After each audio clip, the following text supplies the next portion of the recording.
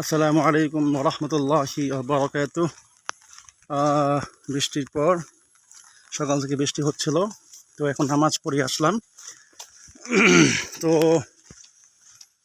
হচ্ছে বলতে চাই যে শুক্রবার যেহেতু আজকে,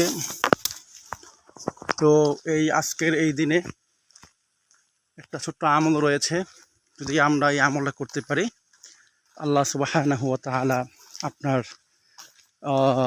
বিগত বৎসরের ৮০ বছরের গুনাহ আল্লাহ সুবহানাহু ওয়া তাআলা এই আমলের মাধ্যমে হয়তো বা আল্লাহ সুবহানাহু ওয়া তাআলা আপনাকে ক্ষমা করে দিবেন। আমলটা কি?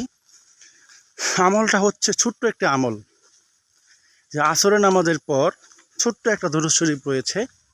যদি আমরা এই আমলটা করতে পারি তাহলে আল্লাহ সুবহানাহু ওয়া তাআলা আমাকে আপনাকে ক্ষমা করে দিবেন।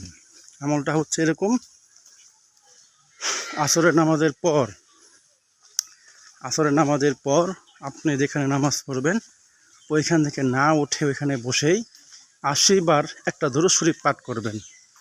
দরুদ শরীফটা হচ্ছে এরকম যে, আল্লাহুম্মা সাল্লি আলা মুহাম্মাদিন নাবিয়িল উম্মি ওয়া আলা আলিহি ওয়া সাল্লিম তাসলিমা। এই যে আমি যে দোয়াটা পড়লাম, আমার স্ক্রিনেও এই দোয়াটা রয়েছে।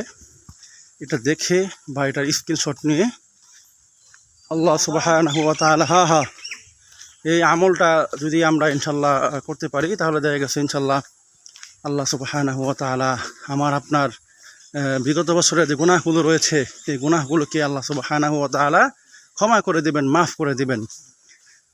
তাহলে আমরা এমন কোনো ব্যক্তি নাই যে ব্যক্তিরা গুনাহ হয় না, গুনাহ করি না। তো যেহেতু আমরা মানুষ, আমরা আমাদের ভুল হবেই। তো ভুল হলে তখন কোনো বান্দা, ভুল করাটা কোনো দোষের না, কিন্তু ভুল করার পর ওই ভুলটাকে স্বীকার করাটা হচ্ছে সবচেয়ে বড় ভালো কাজ।